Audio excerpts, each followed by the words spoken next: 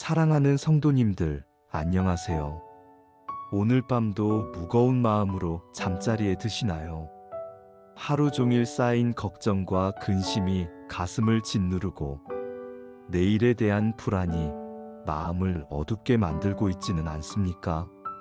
직장에서의 스트레스, 가정의 문제들, 건강에 대한 염려, 경제적인 어려움들이 마치 폭풍우처럼 몰아치는 것 같은 그런 밤들 말입니다.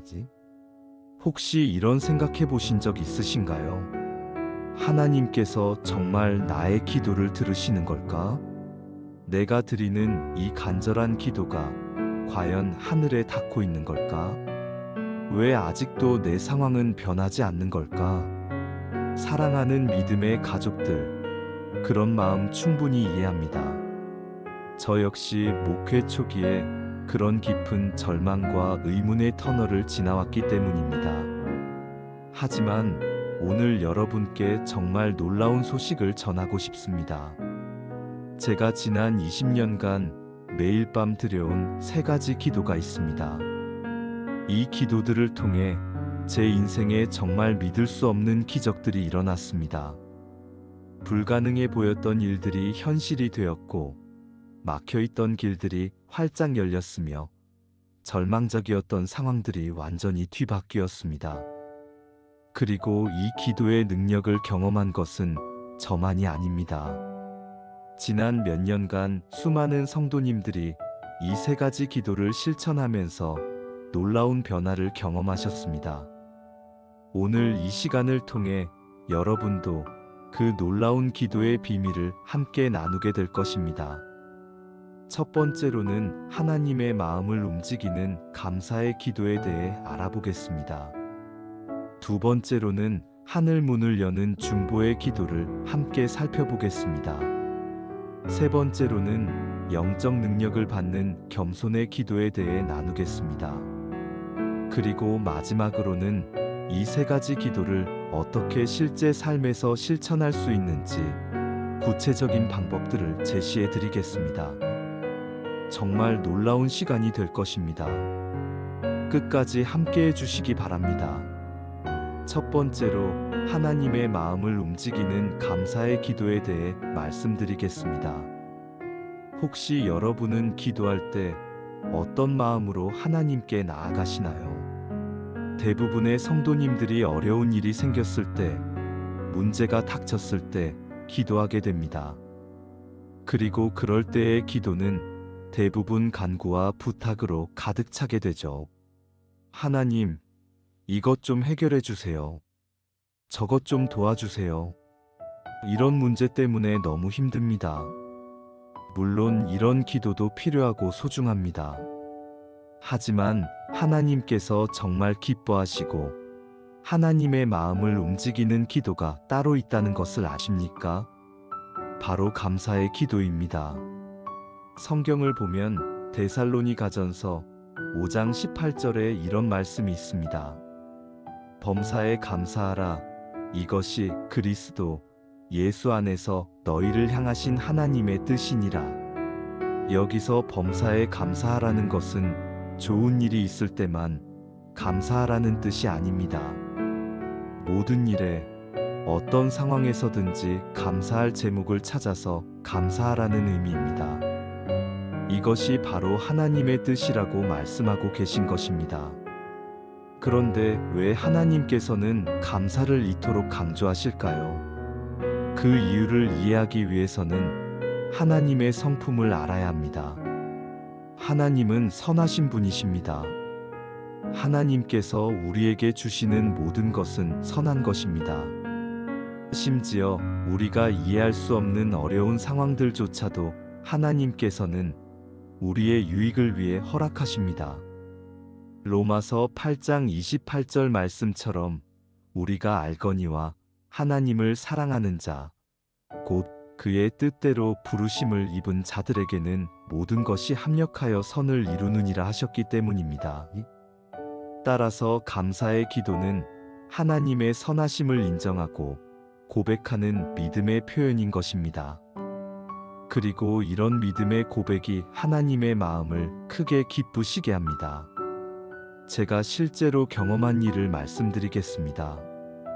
몇 년 전 저희 교회가 심각한 재정 위기에 처했던 때가 있었습니다. 월세도 밀리고 직원들 급여도 제대로 드릴 수 없는 상황이었습니다. 인간적으로는 정말 절망적이었습니다. 그런데 그때 제가 선택한 것은 원망이나 낙심이 아니라 감사의 기도였습니다. 매일 밤 하나님께 이렇게 기도했습니다. 하나님 아버지, 이 어려운 상황 가운데서도 감사드립니다. 지금까지 저희를 지켜주시고 인도해 주신 것을 감사드립니다. 이 시련을 통해 더 큰 믿음을 주시려는 하나님의 계획이 있음을 믿고 감사드립니다. 앞으로 보여주실 하나님의 영광을 미리 감사드립니다. 그렇게 한 달을 감사의 기도로 보냈습니다. 그런데 정말 놀라운 일이 일어났습니다. 전혀 예상하지 못했던 곳에서 헌금이 들어오기 시작했고, 새로운 사역의 문들이 열리기 시작했습니다. 그리고 6개월 후에는 교회 재정이 완전히 회복되었을 뿐만 아니라 이전보다 더 안정적인 기반을 갖게 되었습니다. 이것이 바로 감사의 기도가 가진 놀라운 능력입니다. 감사의 기도는 우리의 시각을 바꿔줍니다. 문제에 집중하던 눈을 하나님의 은혜에 집중하게 만들어줍니다. 그리고 그 순간 하나님께서 역사하시기 시작하십니다. 사랑하는 성도님들, 오늘 밤부터 여러분도 감사의 기도를 시작해 보시기 바랍니다. 아무리 어려운 상황이라도 감사할 제목을 찾아서 하나님께 감사를 드려보세요. 그러면 여러분의 인생에도 분명히 놀라운 기적이 일어나기 시작할 것입니다. 두 번째로, 하늘 문을 여는 중보의 기도에 대해 말씀드리겠습니다.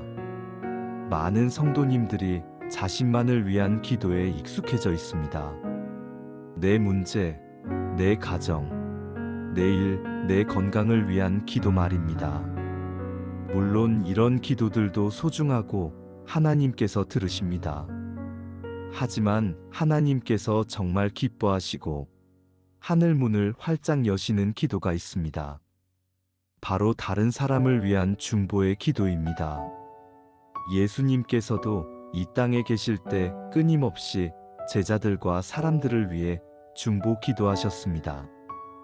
요한복음 17장에 기록된 예수님의 기도를 보면 자신을 위한 기도보다는 제자들과 후에 믿을 모든 사람들을 위한 중보의 기도로 가득합니다. 특히 요한복음 17장 20절에서 21절에서 예수님은 이렇게 기도하셨습니다. 내가 비웃는 것은 이 사람들만 위함이 아니요 또 그들의 말로 말미암아 나를 믿는 사람들도 위함이니 아버지여 아버지께서 내 안에 내가 아버지 안에 있는 것 같이 그들도 다 하나가 되어 우리 안에 있게 하사 세상으로 아버지께서 나를 보내신 것을 믿게 하옵소서. 이 기도는 자신을 위한 것이 아니라 온전히 다른 사람들을 위한 중보의 기도였습니다. 그리고 이 기도가 얼마나 능력이 있었는지 우리는 지금도 그 결과를 보고 있지 않습니까?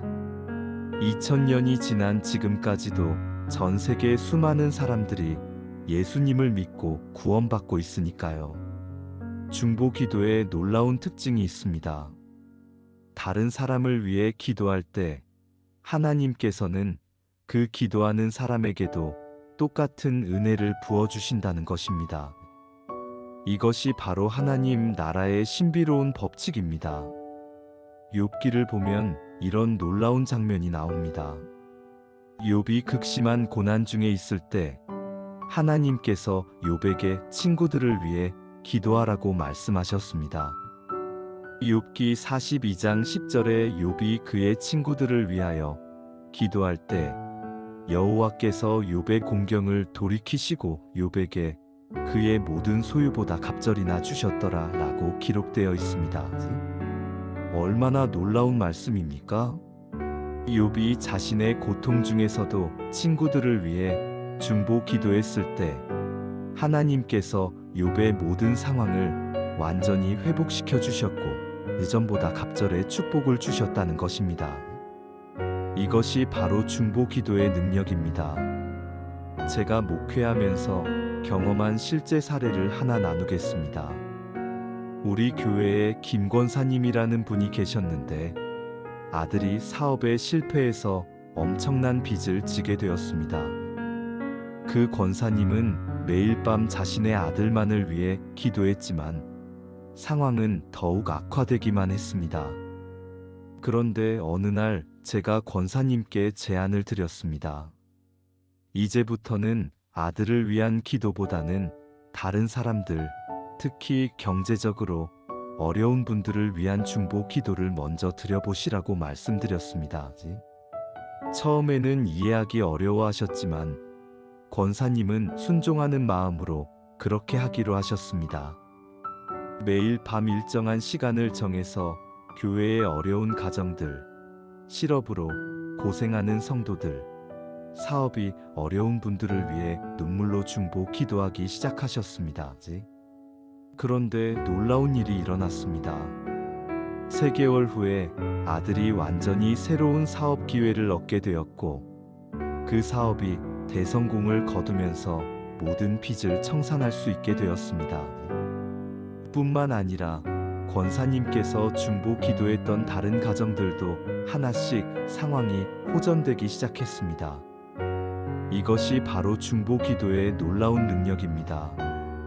하나님께서는 자기만을 위해 기도하는 이기적인 기도보다는 다른 사람을 진심으로 사랑하는 마음에서 우러나오는 중보의 기도를 훨씬 기뻐하십니다. 그리고 그런 기도에는 특별한 능력이 있습니다. 야고보서 5장 16절에서 그러므로 너희 죄를 서로 고백하며 병이 낫기를 위하여 서로 기도하라. 의인의 간구는 역사하는 힘이 큼이니라 라고 말씀하신 것처럼 다른 사람을 위한 의로운 중보 기도에는 역사하는 힘이 크다고 하셨습니다. 중보 기도를 드릴 때 가장 중요한 것은 진심 어린 사랑의 마음입니다. 단순히 형식적으로 다른 사람을 위해 기도하는 것이 아니라 정말로 그 사람의 아픔과 필요를 내 것처럼 느끼며 간절히 기도하는 것입니다. 예수님께서 겟세마네 동산에서 기도하실 때 땀이 핏방울 같이 되도록 간절히 기도하셨던 것처럼 우리도 다른 사람을 위해 그런 간절한 마음으로 기도해야 합니다. 그러면 하나님께서 그 진실한 사랑을 보시고 놀라운 역사를 일으키십니다. 사랑하는 성도님들, 오늘 밤부터 여러분 주변에 어려움을 겪고 있는 사람들을 위해 중보 기도를 시작해 보시기 바랍니다. 가족, 친구, 동료, 이웃들 중에서 도움이 필요한 분들을 떠올려 보세요. 그리고 그들을 위해 진심으로 기도해 보세요. 그러면 하늘 문이 열리고 여러분의 삶에도 놀라운 기적이 일어나기 시작할 것입니다. 3번째로 영적 능력을 받는 겸손의 기도에 대해 나누겠습니다. 현대 사회는 자신감과 자존감을 강조합니다. 자신을 드러내고 자신의 능력을 과시하며 자신만의 독특함을 어필하라고 가르칩니다. 그런데 하나님 나라의 법칙은 세상과 정반대입니다. 하나님께서는 겸손한 자를 높이시고 자신을 낮추는 자에게 은혜를 베푸십니다. 야고보서 4장 6절에서 그러므로 일러스되 하나님이 교만한 자를 물리치시고 겸손한 자에게 은혜를 주신다 하였느니라 라고 명확히 말씀하고 계십니다. 그렇다면 겸손의 기도란 무엇일까요? 그것은 하나님 앞에서 자신의 연약함과 부족함을 인정하고 오직 하나님의 도우심만을 의지한다고 고백하는 기도입니다. 다윗이 시편 51편에서 드린 기도가 바로 그런 겸손의 기도의 모범입니다. 시편 51편 1절에서 3절을 보면 하나님이여 주의 인자를 따라 나를 긍휼히 여기시며 주의 많은 자비를 따라 내 죄악을 지워주소서. 나의 죄악을 말갛게 씻으시며 나의 죄를 깨끗하게 하소서. 대저 나는 내 죄악을 아오니 내 죄가 항상 내 앞에 있나이다 라고 고백합니다. 다윗은 자신의 잘못을 변명하거나 합리화하지 않았습니다. 오히려 자신의 죄를 솔직히 인정하고 오직 하나님의 긍휼과 자비만을 간구했습니다. 이런 겸손한 고백이 하나님의 마음을 움직였고 다윗은 다시 하나님의 사랑받는 종으로 회복될 수 있었습니다. 겸손의 기도가 왜 이토록 능력이 있을까요? 그 이유는 겸손이야말로 하나님의 능력이 우리 안에서 역사할 수 있는 통로이기 때문입니다. 고린도후서 12장 9절에서 하나님께서 바울에게 말씀하신 것처럼 내 은혜가 내게 족하도다. 이는 내 능력이 약한 데서 온전하여짐이라 하셨습니다. 우리가 강할 때가 아니라 약할 때, 우리가 자신 있을 때가 아니라 겸손할 때 하나님의 능력이 온전히 나타납니다. 교만한 마음은 하나님의 능력을 막는 장벽이 되지만 겸손한 마음은 하나님의 능력이 흘러들어오는 통로가 됩니다. 제가 아는 한 집사님의 이야기를 나누겠습니다. 그 집사님은 오랫동안 사업을 하시면서 어느 정도 성공을 거두셨던 분이었습니다. 그런데 자신의 능력과 경험을 과신하다가 큰 투자 실패를 하게 되었습니다. 거의 모든 재산을 잃고 빚까지 지게 되었습니다.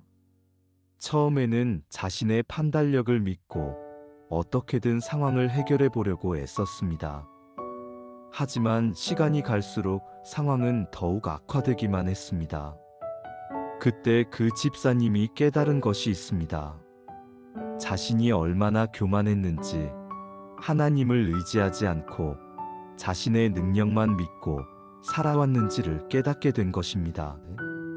그 순간부터 집사님은 매일 밤 하나님 앞에 엎드려 겸손의 기도를 드리기 시작했습니다. 하나님, 제가 얼마나 교만했는지 깨닫습니다.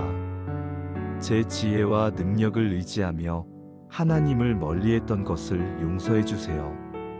이제 저는 아무것도 할 수 없는 연약한 존재임을 인정합니다. 오직 하나님의 도우심만이 제 소망입니다. 제 계획이 아닌 하나님의 계획대로 인도해 주세요. 이런 겸손의 기도를 매일 밤 눈물로 드렸습니다. 그런데 정말 놀라운 변화가 일어나기 시작했습니다. 먼저 집사님의 마음에 평안이 찾아왔습니다. 그리고 새로운 지혜와 통찰력이 생기기 시작했습니다. 예전에는 보이지 않았던 기회들이 보이기 시작했고 도움의 손길들이 나타나기 시작했습니다. 결국 2년 후에는 이전보다 더 안정적이고 의미 있는 사업을 시작하게 되었고 지금은 그 사업을 통해 많은 사람들에게 도움을 주며 하나님께 영광을 돌리고 계십니다. 이것이 바로 겸손의 기도가 가진 놀라운 능력입니다. 겸손의 기도는 우리 자신을 비우는 기도입니다. 우리의 교만과 자만을 내려놓고 하나님의 지혜와 능력을 구하는 기도입니다. 그리고 이런 기도를 드릴 때 하나님께서는 우리를 통해 놀라운 일들을 행하십니다. 베드로전서 5장 6절에서 그러므로 하나님의 능하신 손 아래에서 겸손하라 때가 되면 너희를 높이시리라 라고 약속하셨습니다. 하나님께서는 겸손한 자를 때가 되면 반드시 높여주십니다. 사랑하는 성도님들, 혹시 지금 어떤 어려움 때문에 힘들어하고 계신가요? 혹시 자신의 힘으로 해결하려고 애쓰다가 더욱 지쳐가고 계신가요? 그렇다면 오늘 밤부터 겸손의 기도를 시작해 보시기 바랍니다. 하나님 앞에 무릎 꿇고 자신의 연약함을 인정하며 오직 하나님의 도우심만을 구하는 기도를 드려보세요. 그러면 하나님께서 여러분을 통해 놀라운 기적을 행하실 것입니다. 네 번째로 하나님과의 깊은 교제를 나누는 사랑의 기도에 대해 말씀드리겠습니다. 지금까지 감사의 기도, 중보의 기도, 겸손의 기도에 대해 나누었습니다. 그런데 이 모든 기도의 바탕에는 반드시 하나님에 대한 사랑이 있어야 합니다. 하나님을 진정으로 사랑하는 마음에서 우러나오는 기도가 되어야 한다는 것입니다. 예수님께서 가장 큰 계명이 무엇인지 물으셨을 때 이렇게 대답하셨습니다.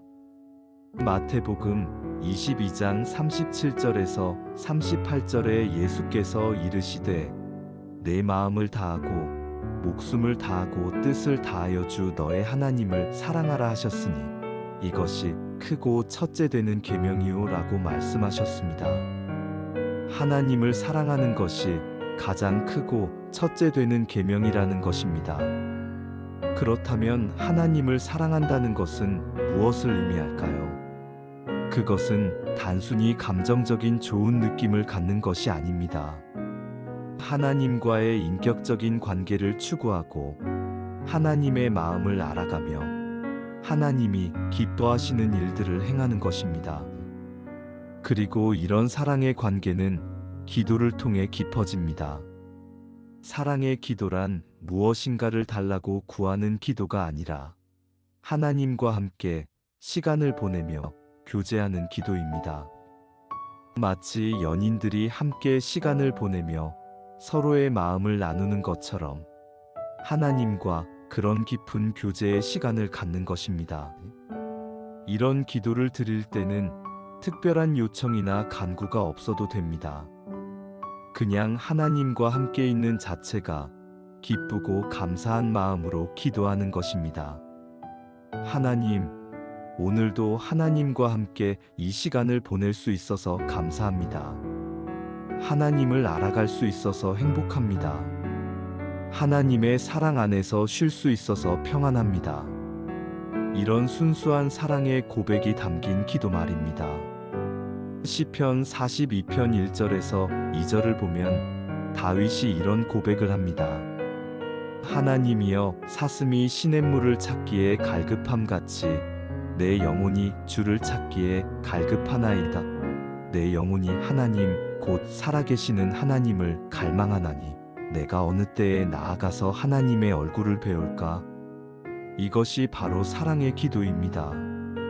하나님을 갈망하고 하나님과의 만남을 간절히 원하는 순수한 사랑의 마음이 담긴 기도입니다. 제가 목회 초기에 깊은 영적 침체를 경험했던 적이 있습니다. 설교 준비도 어렵고 목회에 대한 열정도 식어가고 하나님과의 관계도 멀어지는 것 같았습니다. 그때 저는 매일 밤 하나님께 이런 기도를 드리기 시작했습니다. 하나님, 저는 목사라는 직분보다는 하나님의 자녀로서 하나님을 사랑하고 싶습니다. 성공적인 목회보다는 하나님과의 깊은 사랑의 관계를 원합니다. 하나님의 마음을 알고 싶고 하나님이 기뻐하시는 일들을 하고 싶습니다. 이런 순수한 사랑의 기도를 매일 밤 드렸습니다. 그런데 놀라운 변화가 일어나기 시작했습니다. 하나님에 대한 사랑이 다시 뜨거워지기 시작했고, 말씀을 읽을 때마다 새로운 깨달음이 주어졌습니다. 설교 준비가 기쁨이 되었고, 성도들을 섬기는 것이 즐거움이 되었습니다. 그리고 무엇보다도 하나님과의 관계가 전에 없이 깊어졌습니다. 이것이 바로 사랑의 기도가 가져다주는 놀라운 변화입니다.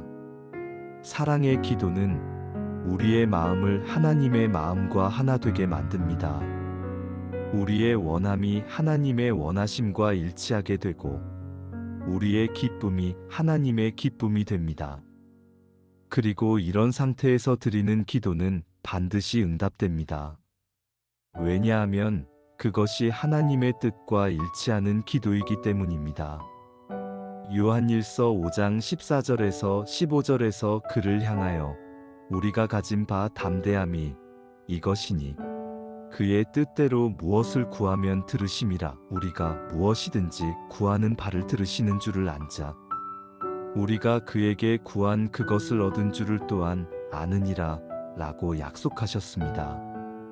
하나님의 뜻대로 구하는 기도는 반드시 응답된다는 것입니다. 그리고 하나님을 진정으로 사랑하는 마음에서 우러나오는 기도는 자연스럽게 하나님의 뜻과 일치하게 됩니다. 사랑하는 성도님들, 여러분의 기도가 단순히 문제 해결을 위한 수단이 되지 않기를 바랍니다. 기도가 하나님과의 깊은 사랑의 교제가 되기를 원합니다. 하나님을 더 알아가고 하나님을 더 사랑하게 되는 그런 기도가 되기를 바랍니다. 그러면 여러분의 기도 생활이 완전히 달라질 것이고, 그로 인해 여러분의 삶 전체가 변화될 것입니다. 마지막으로 이 세 가지 기도를 실제 삶에서 어떻게 실천할 수 있는지 구체적인 방법들을 나누겠습니다. 지금까지 감사의 기도, 중보의 기도, 겸손의 기도, 그리고 사랑의 기도에 대해 나누었습니다. 그런데 많은 성도님들이 이런 말씀을 들으면서도 실제로는 어떻게 실천해야 할지 막막해 하십니다. 좋은 것은 알겠는데 구체적으로 어떻게 시작해야 할지 모르겠다는 것입니다. 오늘은 여러분이 내일 밤부터 바로 실천할 수 있는 구체적이고 실용적인 방법들을 제시해 드리겠습니다. 첫 번째 실천 방법은 기도 시간을 정하는 것입니다. 다니엘서 6장 10절을 보면 다니엘이 이 조서에 왕의 도장이 찍힌 것을 알고도 자기 집에 돌아가서는 윗방에 올라가 예루살렘으로 향한 창문을 열고 전에 하던 대로 하루 3번씩 무릎을 꿇고 기도하며 그의 하나님께 감사하였더라 라고 기록되어 있습니다.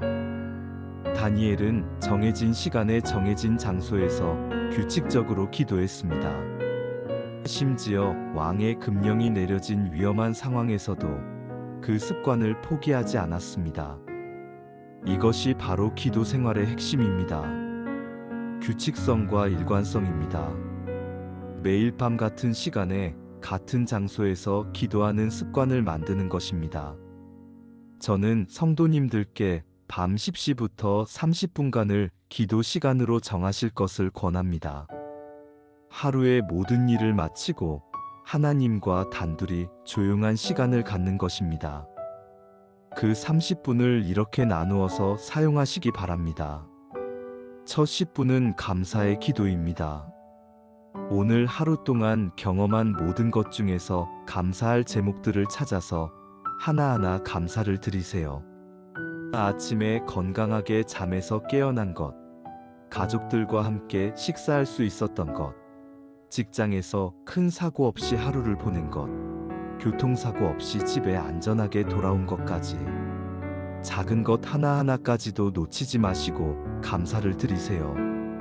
심지어 어려운 일들도 감사의 제목으로 바꿔서 기도해